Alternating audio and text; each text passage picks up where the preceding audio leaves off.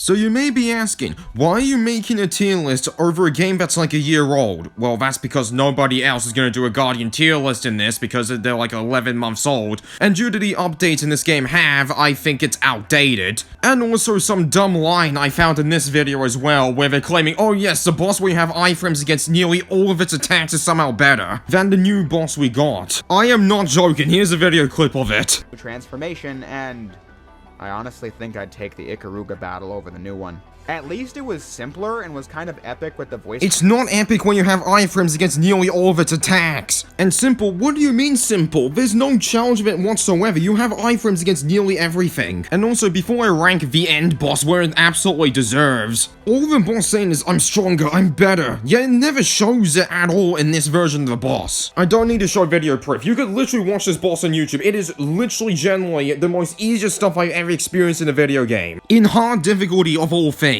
And I'm convinced you have iframes against all the orbs attacks is because I'm betting they didn't playtest this whatsoever and just said screw it. Anyways, off to the next boss. This is a boss when people were ripping their shirts off for some reason. Which is probably the other reason why I'm making a video on this, is these people literally ripping their shirts off actually justified by how good this boss is. Well, I know it's better than an A, but I don't believe it's an S tier, so I'm just gonna add a plus in. Because the new phases of these bosses have basically good ideas. Some of them are just poorly done, like the healing tube is the iframe tube. It doesn't heal, it gives the boss iframes and causes confusion as to what people are supposed to do over it. And the shield attack it does, it takes way too long, and plus the trees will block your vision blocking it. And due to Trial 5, I can't even play this in extreme difficulty, so... Speaking about Trial 5, I will give these two near perfect because Trial 5 did not ruin these two bosses. Where I can see why they reuse these two bosses in Trial 5. You can literally find them in a different way, and the different optional ways these bosses allow you to fight them. Where it seems like I could have more fun of this in extreme difficulty, it's what I necessarily asked for.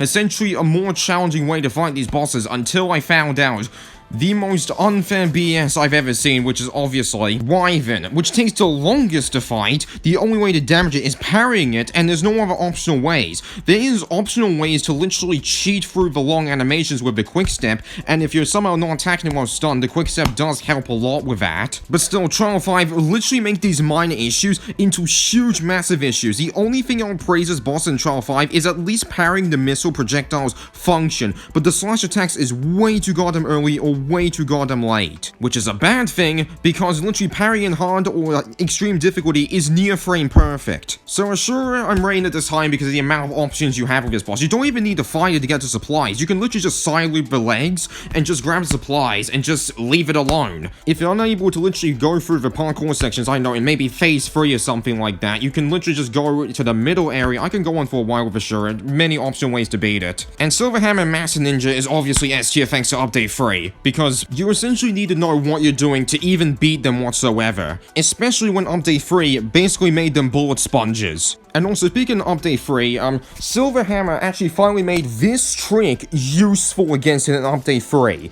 Because you can now side loop the spike part and the head, literally bypassing the bullet sponge part, which is really goddamn clever. Because before update 3, that was literally a useless technique because you do so much damage against the head of a tower anyways. And also, I completely forgot about this. Wyvern's second phase has no sound cues whatsoever, which makes the actual parrying of that boss even more worse for Trial 5. And also, why am I ranking all of this high? Well, that's probably because I'm playing in extreme difficulty where you actually have to combo and use skill to actually beat these. Or hard difficulty level 1 because literally it was too goddamn difficult for me to beat Trial 5 in extreme difficulty. So Tank, update 3 definitely makes me put it to A tier because it's more challenging to try and quick side loop this or trying to side loop this in general. Because in the original release of Tank, you can just straight up bypass its actual attacks with just one quick side loop, and that's about it. So thanks update 3 for finally giving me a chance to actually think what I have to do in this boss now, instead of just quick side looping it once. Because the Tank finally now decides to fight back instead of standing still there. Ghost in update 3 I think is better,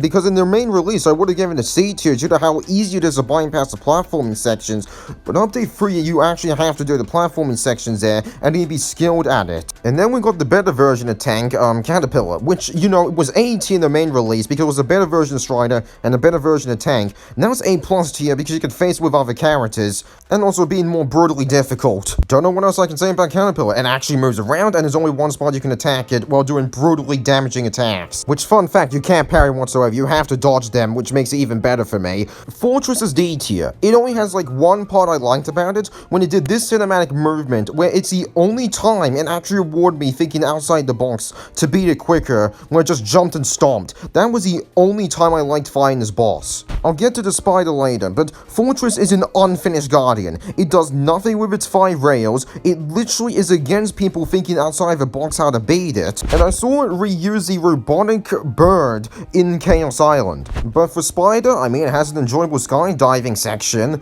and the other thing I could say about with Chaos Island, the shields actually charge up your quick side loop even quicker, so it's the most OP island for quick side loop. Sumo only has like 1 or maybe 2 attacks. That is about it. This is why it's C tier. It offers barely anything. Like, I agree what they're doing with Sumo is a cool idea, but they're not doing much with it. Where the next one is Strider, where yeah, if you think outside the box, you just go to the rail section instantly or the parkour section.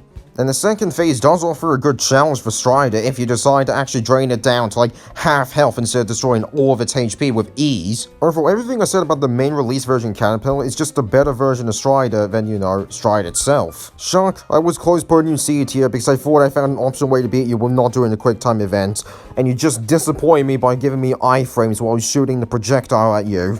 So yeah, Shark's definitely D tier. It's just quick time events, the animation's unfinished for it. However, what else am I supposed to say about Shark? It's just quick-time events. Like, ridiculously easy quick-time events that require no effort whatsoever. But Squid is a better version of Fortress in every way. They give you many optional ways how to beat this. You can beat it without doing the quick step section if you have enough attack stats or something like that, by just, you know, jumping right towards its head. And it can reward you outside the box by making the quick step section easier by jumping off of it and skipping the loop sections. And also, if you're skilled enough, you can fling yourself right upwards and literally attack it at the head, again, skipping the quick time section by being skilled. And all of these is just essentially worse versions of Master Ninja and Silver Hammer for me. I know it originated with Tower and Ninja, but those are like the weakest versions for me, while every other one slowly improves it. I'm only judging it this highly because extreme difficulty does make it make sense of its health upgrade and something like that. So yeah, that's my tier list over my 70 hours of experience in this game. So if you don't believe what the hell I'm talking about, I can probably just give you my Discord account